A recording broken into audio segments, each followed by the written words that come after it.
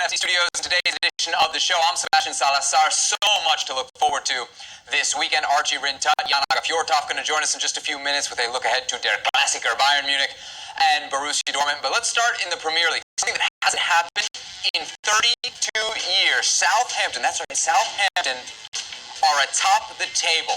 Yes, they have the game in hand, but after the 2-0 win over Newcastle on Friday, that's good enough to see the Saints rise to the top spot, the first in the top flight of English football for the first time since 1988. All right, from the top half of the table, let's go down to the bottom half. That's where we find Manchester United. Ole Gunnar Solskjaer's side has won just 2 of their first 6 league games so far. They entered the weekend in 15th. He's always starting to feel the heat. Well, here's what he had to say on Friday. Quote, "If I don't trust my beliefs and values, my staff's quality, and the quality of my players, who else should? I don't look at 1 or 2 results and fold like a house of cards." He also noted the extent to which Manchester United has been hard hit by the COVID-19 pandemic. For more perspective, we welcome into the show Shaka Hislop, Paolo Moreno, and Stevie Nichols. Stevie, you're the former manager. What do you make of what Ole is saying here? Certainly seems defiant. Defiant or looking for an excuse? How can you come out and say the pandemic has affected your players badly? I mean, is there nobody else involved in this? Is it just Manchester United? Every team's been hit by it, badly or otherwise. That's no sort of excuse. And I'd have to say, at Man United right now, who's actually in charge? I mean, because the performance during the week, and particularly that first goal, tells you that on the field nobody's in charge, and clearly off the field nobody's in charge either, because the way the players are performing, nobody's putting them straight, nobody's in the face, nobody's telling them what to do, nobody looks as though they've got a particular job. So listen, if all he thinks throwing in the pandemic is going to get any sympathy from anybody, I think you better think again. Shaka, we discussed this on yesterday's show. Let's leave the question of will Ole go should they lose to Everton on the weekend aside, because it seems like the board is quite content to stick with them. But if you were in charge, Shaka, if they were to lose to Everton this weekend, with the Champions League group still very much in play, would you get rid of Ole, or does he deserve more time? Well, I'm biased in this, and I think Ole's been out of his depth for quite some time. But every time you think that, you know, the hammer's about to fall, they pull a result out the bag. You know, think back to PSG a couple of seasons ago, PSG earlier this season, RB Leipzig earlier this season. But whenever you get those results, and all this seems to be a firmer ground, Manchester United just seem to go to pot, and that's what we've been seeing. I think if Manchester United lose, and not narrowly, I'm going to go 3-0 this weekend. I don't think the Manchester United board has any choice but to partner with Ole Gunnar Solskjaer. Despite the odd result, as I just mentioned, there is nothing about Manchester United that suggests that they're trending in the right direction. They got a kick with Bruno Fernandes signing in January, but it hasn't carried on this season. Nothing of note, their summer transfer signings in Van der Beek. He can't even get to the starting 11. I'm not sure that Ole even knows who his best starting 11 is. If I'm part of that Manchester United board, I'm losing confidence by the minute. Ale, it's a discussion topic that's frequent on this show, but down to the point of whether it's Ole or the players. Go through the United 11. Go through their all 18 if you want. Tell me who are the guys that Ole Gunnar Solskjaer can really count on in this group, outside of Bruno Fernandes, who, if we're honest, hasn't been the player this season that he was last. Right, so you can point at the players and then you can say, yes, it's underperforming all over the place. You expect more from Paul Pogba, but I think we've gone down this path with Paul Pogba now for seemingly, I don't know, 2-3 years, whatever it may be. It didn't quite work out with Jose Mourinho. It's not working with Ole Gunnar Solskjaer. So obviously, the Paul Pogba experience is not quite working in Manchester United, and it doesn't seem like it's going to work anytime soon. And so that is one player that, if he's not performing at the highest level possible, it's a big hole that you have to cover for. And then in the case of, say, Anthony Martial, you get excited about Martial because he comes in, he scores a couple of goals and say, oh, this is the moment. The maturity of the player, we're seeing it come through. He's growing. He's now going to be the goal scorer for Manchester United. And then either he gets injured or then he stops scoring or creativity for Manchester United is an issue.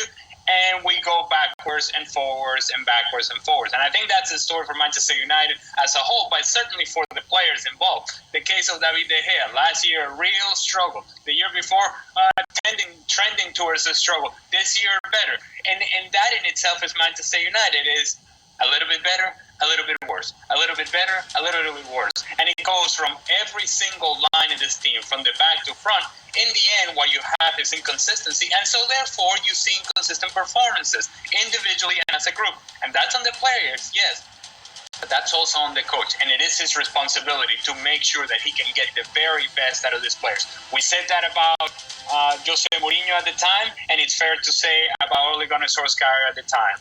It is now time for Manchester United and Ole Gunnar Solskjaer to sort out, okay, this is my team, this is my starting 11, this is how we want to play, this is our identity. We're a couple of years down the road, and we still don't have an answer on any of those. Stevie, since Ale mentioned Paul Pogba, is this a match for Paul Pogba to start? Is he in that 11 for Ole Gunnar Solskjaer? Well, how long's he been there? 4 years. When's he going to start? Are we going to decide that, well, this could be the game? How many times have we said that? Ali said it. We've been down this road for forever and a day, and the only thing that's ever happened is he's let us down again, and certainly let his team down. So, I mean, you wouldn't even have him in the starting lineup? Pogba? Absolutely not. Listen, the best performances Manchester United have had this season have been when Paul Pogba has been fit but hasn't played. He's had Fred and McTominay sitting doing all the defensive work, and he's had Fernandes roaming around. That means there's no place for Paul Pogba. So, no, you don't play him. He shouldn't be playing. Everton, Manchester United then on Saturday. Let's push forward to Sunday. Liverpool visiting Manchester City. Pep Guardiola with some interesting and very current event-related comments on Friday. Asked just how big a game this is. It's an important game, but like the presidential elections in the USA, all the votes must be counted. A lot of points to play for. So it sounds like this isn't a title decider just yet in Pep's mind. Stevie, what do you make of the comments? Downplaying just for downplaying's sake? I don't think for downplaying's sake. I think actually what he's saying is correct. At the same time, both managers, not just Pep, will know that this is a big game. Absolutely no question. It is early in the season, which means that you know, in 4 months' time, we maybe would have completely forgot about this game. But no, don't kid yourself. They know how big it is. So yes, he is downplaying it, but inside he knows how big this is. Ale, what's up with Pep's Manchester City? They got just 9 goals so far this season. There are 11 teams in the Premier League that have outscored them, including Brighton. This is not the Pep's football we know. Well, what we have is a lot of possession, a lot of horizontal movement, a lot of nice, tidy passing going on in the middle third. But once they got to that final third, what we have from Manchester City is they're not creating enough, but when they do create, they do not take advantage of the opportunities. It's also almost as if they want to pass the ball into the net and just kind of walk it into the net. And they don't quite have the players in order to do that. At some point, Manchester City is going to have to demand from Raheem Sterling, hey, you got to score goals. You got to be the guy because we don't have any other players that can do this. Sergio Aguero, up and down, injured, not available, and then you get excited. This is where Manchester City is right now. Getting excited for the return of Gabriel Jesus as he did against Olympiacos and scores a goal and say, that's it. We got all the answers. Gabriel Jesus is here. Where for years we have said, man, Gabriel Jesus is a nice piece to have, but he can't be the guy. Well, right now, by process of elimination, he seems to be the hope for them to be scoring goals. They create some chances, not enough. And of those chances that they do create, they're not taking advantage of. And so therefore, we find a team that is scrambling to find goals. I think they built some momentum against Olympiacos. We'll see if they can carry that on against Liverpool. Aguero not available on the weekend, but looks like he should be back after the international break. Shaka, sometimes when you hear about, and I don't want to focus just on the manager, but the project. You hear about project going stale. When you watch Manchester City play, is that what you see, or is this just a blip? This listen, I don't think City are the team that they were even of last season, and that clearly is a concern. And then just given Pep Guardiola's own history with football clubs and that 3-year turnover, and now exceeding that, admittedly, but you just wonder if that is the case. I think the challenge for City, and Ali's right in pointing out that they haven't been able to call on a striker consistently. Aguero, because of his injuries, and Gabriel Jesus just hasn't been the deputy to Aguero that maybe you thought he was when he first joined. And now it's great when you can have goal scorers like Mahrez and Sterling and Silva and whoever else you want to call on. But your midfielders scoring goals is supposed to be the icing on the cake. They aren't supposed to be the ones carrying the load. And I think that's what you're seeing with City. So whereas in Champions League football they're scoring pretty freely, in league football they haven't beaten anybody by more than a single goal, I believe, or only one game by more than a single goal. Similar criticism to Liverpool, mind you. But that's my concern. I just feel that if you're relying on your midfielders, if you continue to rely on these late runs and runs coming from deep, eventually that's going to catch up with you. It's good enough for a moment, but eventually that's going to catch up with you. And that for me is where maybe City are getting found out, less so than maybe their style or anything going stale, to your question, Seb. Stevie, from a Liverpool perspective, is there anything in this City team that worries you? Yes, they're due to give somebody in the Premier League a pasting. The chances they've created and missed in the last 3 or 4 Premier League games is just un-City-like, to be quite frank, and eventually they're going to blow that door wide open. So that would be my only fear playing against City. Clearly Liverpool's problems are at centre-back, and that's, again, adds to why I'm scared, because City are due to score some goals and some big bunches. And so what Liverpool's going on defensively is the only thing that really I'm concerned about. Stevie, on yesterday's show, we got into a little bit the Jota-Firmino debate. Klopp has come out and basically had to defend Firmino today as he keeps getting asked about it. Look, Firmino's got 1 goal in 10 games so far this season. Jota is clearly the hot hand. Why not, for this game only, why not just go with Jota, the hot guy? Well, coaching's not about just game to game. You're trying to look after a culture and a squad, and you have to be loyal as well without going overboard. And don't you do that by starting the best player? It's not that clear. No, listen. If Firmino is having an absolute stinker and not contributing while not scoring goals, then that's a different ball game. But actually, he's doing everything except put the ball in the back of the net. And he's built up enough over the last 2 or 3 seasons that he is the centre forward. And so, yes, Jota is so close. It's so close. I said it last week, it was that close between Jota and Firmino. But still, what Firmino brings to the game just outdoes Jota right now. And as I said, I thought Klopp was great. Klopp said, I don't want to embarrass Firmino by telling you how great and all the fantastic things he does for the team. I think that says it all. No doubt about it, game of the weekend, maybe the game of the season in the Bundesliga, Der Klassiker, Borussia Dortmund, Bayern Munich. Though, if you look at the recent series, man, it has been all Bayern. In fact, in their last 3 league matches, Bayern Munich has outscored Dortmund 10 goals to 0, and of course, as you can see there, won all 3 of those matchups. Their latest showdown back in September, Bayern winning 3-2 in the German Super Cup. For more perspective, we welcome in Jan Fjortoft and Archie Rin-Tut to the show. Jan, I'll start with you. Why is it that Bayern in these games against a Dortmund side that's usually pretty good just seems to own Dortmund? And is there any sign to suggest that things might start to change this weekend?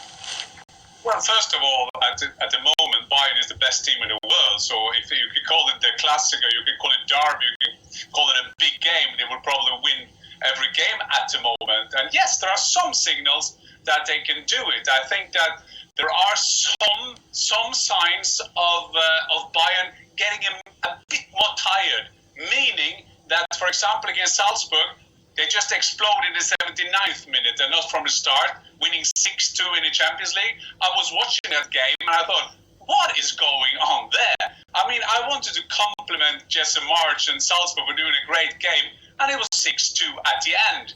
And we know that Bayern, when they play, they're standing quite high. They are with a back four standing quite high, and with a Erling Haaland in form and some good players who can put him into position. I think there is some small hopes, at least, that Dortmund can be competitive. And for all of us loving German football, we will, of course, love to see Dortmund winning, because we want to have excitement during the season, even though that we are so highly impressed by the Bayern team. Archie, Jan mentions Bayern Munich's inconsistencies. You were listening into the Borussia Dortmund press conference earlier today. Is there an air of confidence for this Dortmund side ahead of the matchup on Saturday? I wouldn't say that Lucien Favre ever really gives off an air of confidence. He very much taps around with his words. He's not somebody for giving big, effusive statements, but he said that it's going to be touch and go regarding the fitness a lot since he arrived back at the club.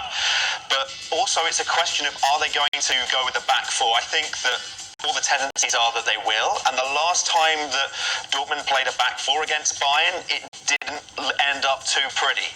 In the game that they played in the Bundesliga in lockdown back earlier this year, they went with a back three, and I have to say it was one of the most hotly contested games I've seen during this period of time, and I thought that Dortmund did well to put up a good fight.